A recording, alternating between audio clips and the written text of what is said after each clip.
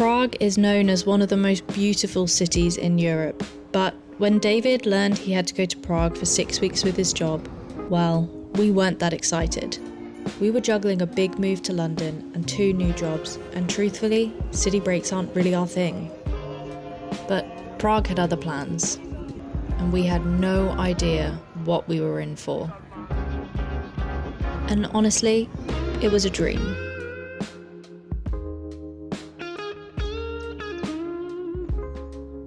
Vinohrady, which means vineyard in English, is nestled just outside the centre and is full of beautiful pastel architecture. This became my favourite neighbourhood in Prague. It felt like stepping into a fairy tale. If you're planning a trip to Prague and want to avoid tourist crowds, this is where I'd stay.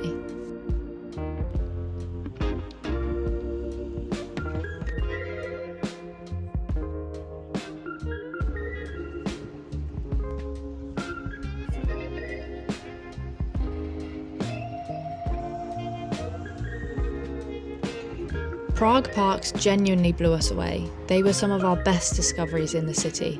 My favourite has to be the Riegrovy Sady, or as I call it, the Hill Park. This park has the most stunning views in the city, especially at sunset. The next park I have to mention is Riegrovy Park. This is a romantic hillside park in a more residential area. It includes a vineyard and a wine pavilion, a grotto, fountains, scenic paths, gardens, and beautiful architecture. This park is a lot more peaceful and quiet than the central parks, perfect for relaxing and reading a book.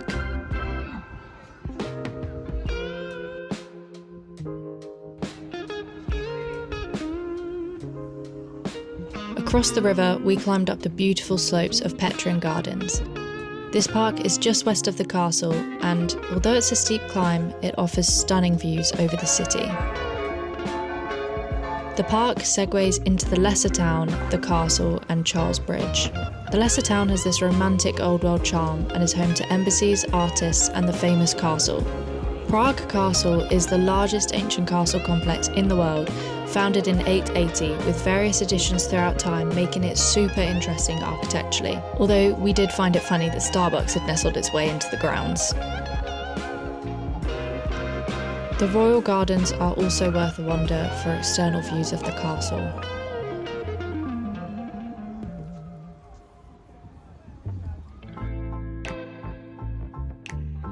A word of warning, the steps up to the castle are pretty hefty, but they do offer amazing city views on the way.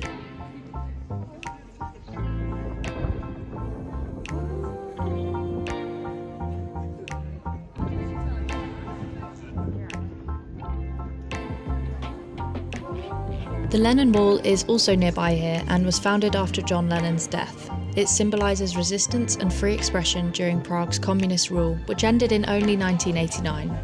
If you look closely at the layers of graffiti, you'll spot everything from peace signs to quirky and even political messages. Down by the river is Charles Bridge, which, forewarning, is incredibly busy.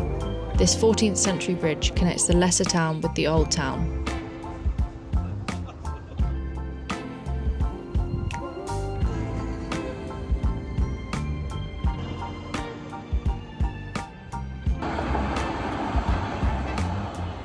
The river has plenty of bridges, and if you want to avoid the masses like we did, we recommend the Legion's Bridge and stopping at Dzieckie Hiście, I hope I'm saying this right, an island in the middle of the river, and checking out the capybaras. Whether you think they're cute or gross, they're certainly fun to watch, but they are an invasive species from South America, so please don't feed them.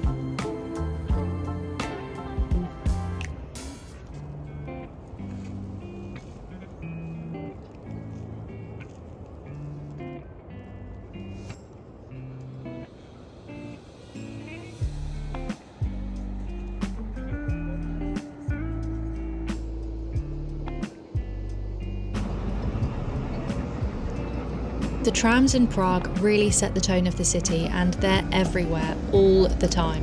From modern trams to vintage trams from the 1960s to 80s. We found the transport systems in Prague are super easy, super clean and cheap, with a 30-minute trip only costing about £1. Other transport systems are available, including the metro, overground and underground trains, and buses.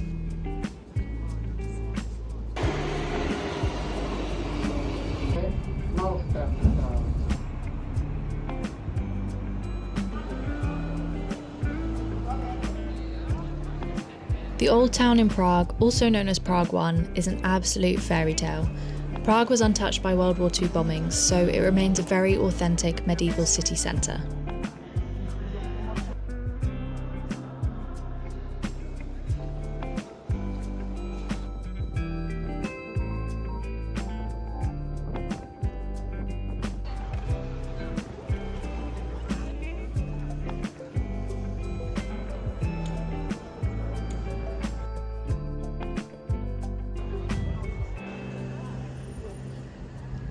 One of our favourite areas was the Old Town Square, home to the famous astronomical clock, which is one of the oldest working clocks of its kind, built in 1410, and it has a show every hour.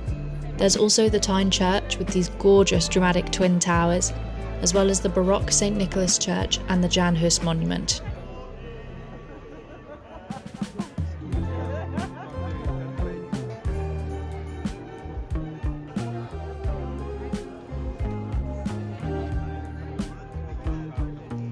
Prague is known for its Easter and Christmas markets, and as our trip fell over Easter, we got to chow down on some of the most amazing market food. We couldn't help but try literally everything, and although chimney cakes aren't a local tradition, they are a tourist tradition, and we kept going back for more.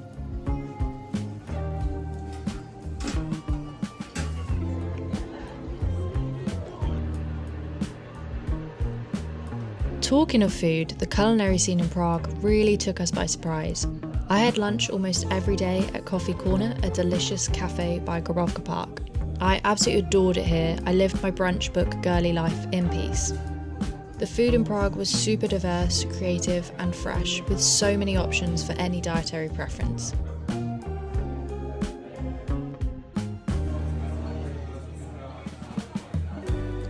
Every single place we tried, we found the food was surprisingly cheap, always high quality and huge portions. Wenceslas Square is one of Prague's most historic shopping boulevards, and it's the centre of some of the country's biggest political moments. And don't forget to look up and spot the odd artwork throughout the streets.